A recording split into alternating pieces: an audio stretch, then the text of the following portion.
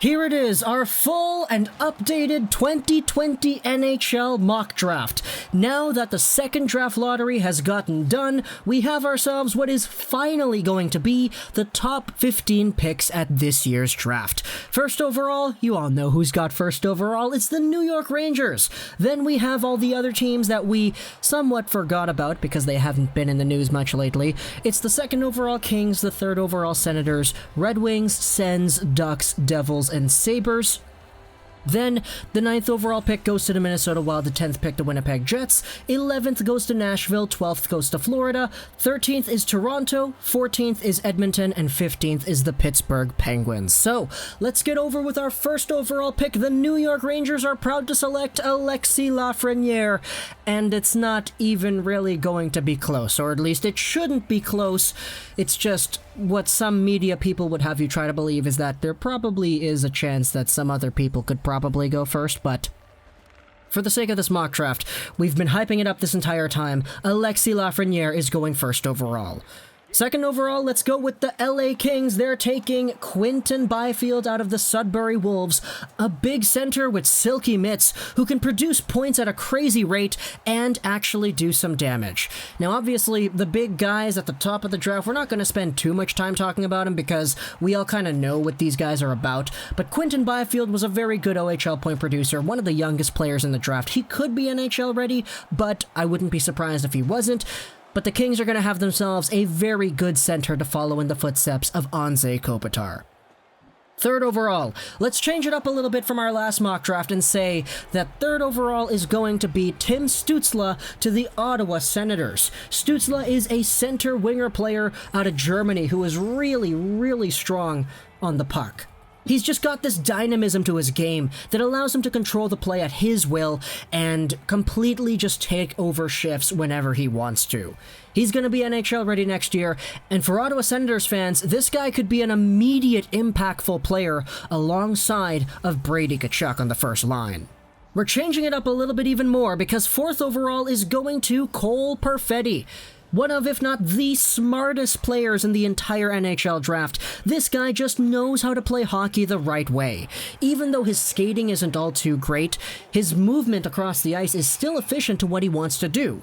And he was the second highest point producer in the entire OHL as a first-year draft-eligible player. Playing alongside of a sniper like Filip Zadina is going to be really, really great at helping Cole Perfetti's point totals rise as he plays throughout the NHL. Fifth overall is the Ottawa Senators. Again, this is their own pick. They are going to take Jamie Drysdale. Again, yes, I did say that we're changing things up. This time they're going with Drysdale, a right-handed defenseman who's got some slick skating, good edges, and a really good offensive ability, highlighted by some pretty crisp passes. Some people are labeling Drysdale as the next coming of Quinn Hughes or Cale Makar, and while I certainly see a ceiling like that existing within the realm of possibility, I wouldn't necessarily say that he's more likely to reach that. Although I do think at the end of the day, Jamie Drysdale is going to be a very good power play quarterback, a right-handed defenseman who can contribute upwards of 55 points in a season. Next up, it's 6th overall, the Anaheim Ducks. They're going to take Lucas Raymond out of the Frölunda Hockey Club. Raymond is a guy who has a Mitch Marner style to his game. Passing, shiftiness, playmaking, it's all there. Plus the two-way capabilities that he possesses. They're all very strong, and as a result, Raymond is one of the more NHL-ready players in this entire draft, even though his point production would not really lead you to believe that. The fact is, he was an 18-year-old playing in one of the best teams in one of the best leagues outside of the NHL, and he wasn't really given all the opportunities to shine like Alexander Holtz was, per se. But Raymond still has a boatload of NHL potential. He could be a number one winger in the league one day, and no surprise, the Ducks are going to take their chance on this kind of player. Next up, it's 7th overall, the New Jersey Devils. They are taking Marco Rossi, a player who, in my opinion, could go as high as number 3. But he's a little bit smaller, a little bit sturdier, and as a result, I think it's fair to assume that he can drop in this draft. Again, I'm not saying he will, just because it's in my mock draft. I'm just saying that the possibility is there. If the New Jersey Devils get Marco Rossi, then look out. If you have this guy playing on a line with Jack Hughes and Nikita Gusev, that is an elite line. All three of those guys could probably get upwards of 60, 70, 80 points in a season if they all play together with each other, because Marco Rossi's playmaking ability is just so incredible. It's hard to knock him off the puck, it's easy for him to create space, and it's even easier for him to scan the ice and find an open teammate. Next up, it is the 8th overall Buffalo Sabres. They are taking Alexander Holtz. He's a guy who's got some crazy sniping ability, probably the best goal scorer of the draft, and as a guy who can thrive alongside of some playmaking centers and wingers, I think Alexander Holtz playing with Eichel and Reinhart is going to be a crazy good combination. The Sabres need goal scoring, and they're not getting it with Jeff Skinner, so maybe a guy like Holtz can be the guy who suffices that need. On to our next batch of picks. The 9th overall Minnesota Wild are taking Yaroslav Askarov. Askarov is a guy who, in my opinion, is the best NHL goalie prospect since Carey Price. It's been a long time, but we haven't seen anybody as guaranteed as Yaroslav Askarov. And I say that just because he wins at every single level he plays at. Since Spencer Knight went in this range last year, I have no doubt that Askarov can go at least this high at number 9.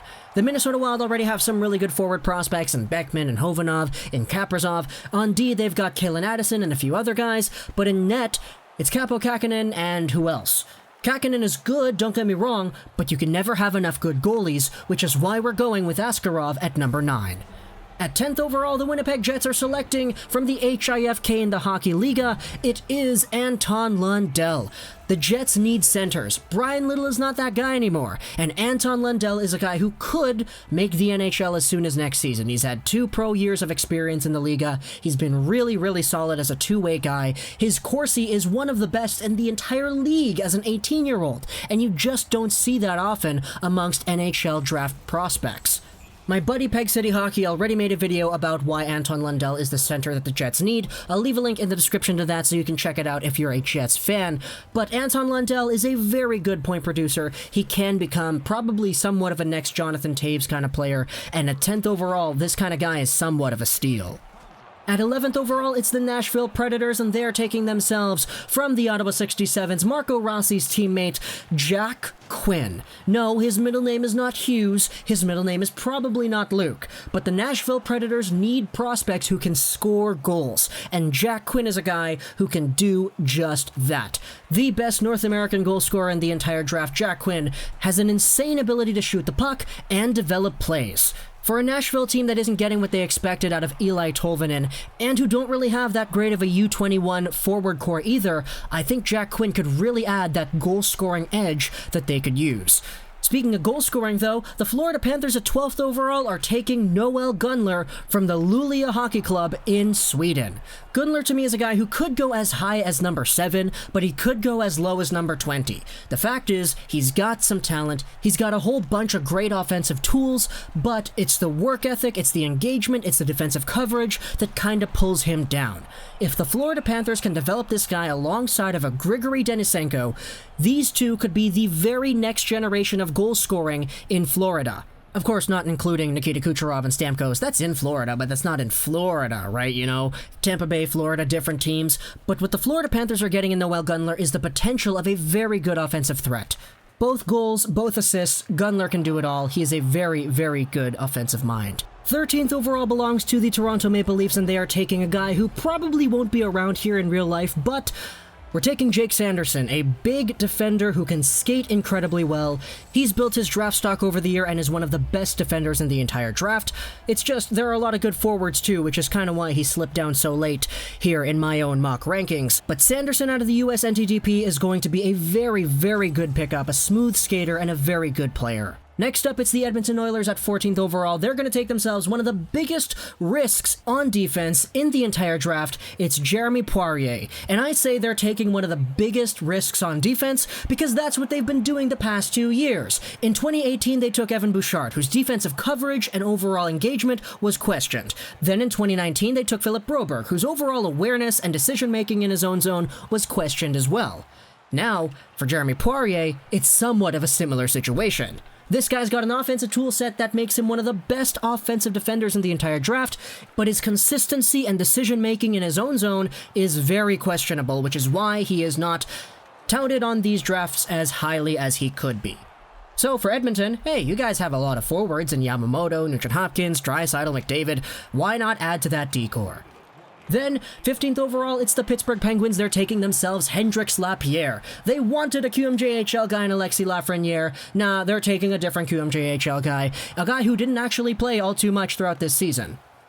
Hendrix Lapierre, at the beginning of the year about a year ago, was one of the top 5 projected prospects for some people. It's just, not playing an entire season because he got concussed is really going to hurt your draft stock, and in fact, a history of concussions like Lapierre has certainly isn't great for anybody looking to project long-term and likely success. So, it's a big risk to take this guy somewhere in the top 25, but if the Pittsburgh Penguins want to do it, then hey, they're building on the risk, and they're seeing if that risk is going to get them that reward. In a best-case scenario, Hendrix Lapierre is a very versatile offensive player who's got a really good motor and insane playmaking abilities. Alongside of Nathan Legare and Samuel Poulin, the Penguins could really build themselves a great forward core of QMJHL talents throughout this entry draft. So, this is our updated 2020 NHL mock draft. Comment down below what you think about my picks. Am I wrong? Am I right? Would you change stuff? And if so, what would you change? I hope you enjoyed this video. And bye.